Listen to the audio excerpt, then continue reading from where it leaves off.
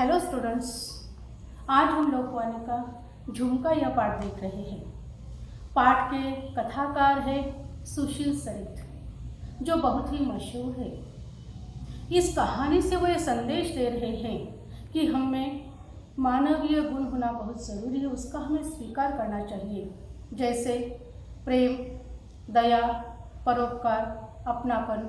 यह जो गुण है वह सोने चांदी के आभूषणों से भी ज़्यादा कीमती है। कहानी की नायिका है कांति, उसके पति का नाम है सर्वेश, बेटी का नाम है मिन्नी। कांति की जो सहेली है उसका नाम है रमा, और इनके यहाँ जो काम करने के लिए आती है वह है कमलाबाई। कांति ने घर का कोना कोना ढूंढ डाला, एक एक अलमारी के नीचे पीछे कागज तक उलट पुलट कर देख लिए, बिस्तर हटाकर दो दो बार झाड़ू लगाया, पर झुमका जो उसका गुम हो गया था वह न मिलना था न मिला। यह तो गनीमत थी कि उसने अपने पति सर्वेश को इसके बारे में कुछ नहीं बताया था। सोच कर ही कांति सिर से पांव तक कांप गई। पिछले महीने में ही उसकी बेटी मिन्नी की घड़ी गुम हो गई थी, तो सर्वेश ने सारा घर सिर पे उठा लिया था। आज कांति के हाथ में दूसरा झुमका नजर आ रहा था। कल अपने 2 साल की पूरी जमा पूंजी लगाकर उसने यह झुमका खरीदा था। तब उसने यह सोचा भी नहीं था कि जब वो सर्वेश को दिखाएंगी तो वो क्या कहेंगे। दरअसल झुमके का सेट इतना खूबसूरत था कि वह देखते ही कांति को भा गया। 2 दिन पहले वह अपनी सहेली रमा के साथ सुनार के दुकान पर गई थी, क्योंकि रमा को वहाँ अंगूठी खरीदनी थी। शोकेस में रखे हुए झुमके को देखकर कांति ने उसे निकलवा लिया था।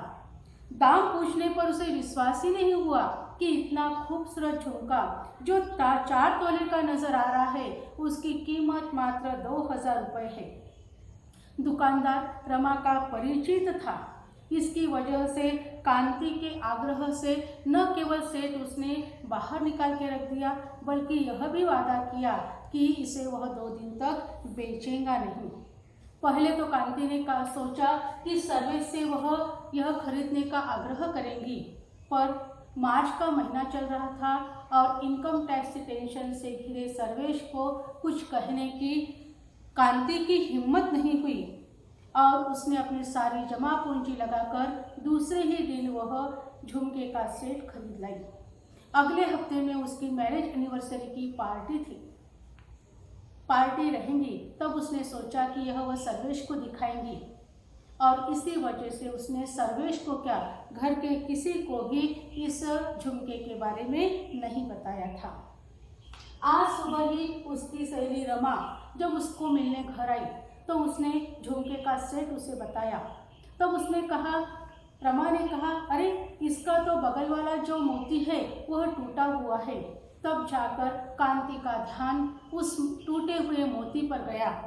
तब उसने कहा, अभी चलकर ठीक करा लेते हैं, नहीं तो सुनार अतिरिक्त राशि लेगा और पता नहीं सुनार माने या न माने। यह सोचकर कांति और रमा दोनों भी रिक्शे में बैठकर उस सुनार के दुकान पर पहुंच गए। तो सुनार ने कहा, अरे बहन जी, यह तो मामूली सी बात है, अभी ठीक किए देता हूँ। और आधे घंटे के अंदर ही उसने वो मोती ठीक कर दिया और तसल्ली भरे शब्दों में कहा, आगे अगर छोटी मोटी कोई खराबी होंगी तो अपना दुकान समझकर चले आइएगा, संकोच मत कीजिएगा। तब रमा और कांति यह अपने घर वह झुमका लेकर वापस आई। कांति ने झुमके का सेट मेज पर रख दिया और अपने घर के कामों में वह मशगूल हो गई। जब काम निपटाकर उसने वह झुमका अलमारी में रखने का सोचा तो उसने देखा कि उसमें तो सिर्फ एक ही झुमका नजर आ रहा है। वह समझ नहीं पा रही थी कि जो दूसरा झुमका है वो कहाँ चला गया। उसे इतना तो याद था कि जब वह सुनार के दुकान से निकली थी तो दोनों झुमके उसमें थे। अपने काम से निपटकर खाना खाकर जब वह बिस्तर पर थोड़ा आराम करने के लिए लेटी तो उसकी आंखों से नींद कोसों दूर थी। उसकी आंखों के सामने वही सुंदर झुमका नाच रहा था। बड़े मुश्किल से आधे घंटे सोने के बाद अचानक दरवाज़ा खटखटाने की जोर से दरवाज़ा खटखटाने की आवाज़ आई। कमलाबाई ही होंगी, यह सोचकर वह उठी और ड्राइंग रूम का दरवाज़ा उसने खोल दिया। सचमुच वहाँ कमलाबाई ही थी। जैसे ही उसने घर के अंदर प्रवेश किया उसने कहा, बहू जी आज काम आप पर आने के लिए देरी हो गई है। मेरी बेटी 2 महीने से यहीं है और उसका बेटा मतलब कमलाबाई का नाती यह बीमार है और उसे दिखाने के लिए डॉक्टर को दिखाने के लिए वह चली गई थी और इसीलिए उसे आने में देर हो गई। इस तरीके से कमलाबाई ने एक ही सांस में अपनी सफाई दे डाली और बर्तन मांझने बैठ गई। कमलाबाई की लड़की यह 2 महीने से मायके में है, यह बात कांति के लिए नहीं थी। तो अचानक उसके मुंह से निकला, क्यों? उसका पति तो ट्रांसपोर्ट कंपनी में काम करता है ना। कांति को बिना पूछे रहा नहीं गया। तो कमलाबाई ने कहा, हाँ बहू जी, जब से उसकी नौकरी पक्की हुई है तभी से उनकी आंखें फट गई है। वह कहते हैं तेरी माँ ने 2-4 गहने भी नहीं दिए। अब बताओ बहू जी, बिटिया के पिताजी होते तो बात कुछ और होती। मैं चौका बासन करके मैं कितना कर सकती हूँ, और इसी बात पर वह मेरी बिटिया को मायके छोड़ गए हैं। यह कहते हुए कमलाबाई ने दुखी मन से बर्तन को छबिया में रख दिया और उसके आंखों में जो आंसू आए थे उसको कोहनी से पोंछ डाला। कांति ने सहानुभूति के 2-4 शब्द उसे कहे और कहा कि तुम्हारी तनख्वाह तुम्हारी तनख्वाह जो है वह लेकर जाना, जो 200 रुपये उसकी तनख्वाह थी। इतना कहकर कांति सूखे हुए कपड़े छत पर से लाने के लिए चली गई। कमलाबाई उसका इंतज़ार करने लगी। सूखे कपड़े लेकर कांति जैसे ही छत से वापस आई, उसने पर्स में से निकालकर 200 रुपये 100 के 2 नोट कमलाबाई के हाथों में थमा दिए। कमलाबाई ने उसे पल्लू में बांध लिया और जैसे ही दरवाजे तक वो गई, कुछ सोचकर वहाँ से वापस लौटी तो कांति को बड़ा आश्चर्य हुआ। कांति चौंक गई। क्या बात है? ऐसा जब उसने कमलाबाई से कहा तो उसने कहा, बहू जी, जब आज दोपहर को रस्तोगी के घर जब मैं काम करने जा रही थी तो रास्ते पर यह मुझे मिला। कम से कम यह 2 तोले का ज़रूर होगा बहू जी। मैं अगर इसे बेचने जाऊंगी तो लोग समझेंगे चोरी का है। आप इसे बेच दें, जो भी पैसा मिलेगा उसमें से कोई हल्का फुल्का गहना मैं बिटिया के लिए बनवा दूंगी और उसके ससुराल में खबर भिजवा दूंगी। यह कहकर कमलाबाई ने पल्लू से बंधा हुआ वह झुमका कांति के हाथ पर रख दिया।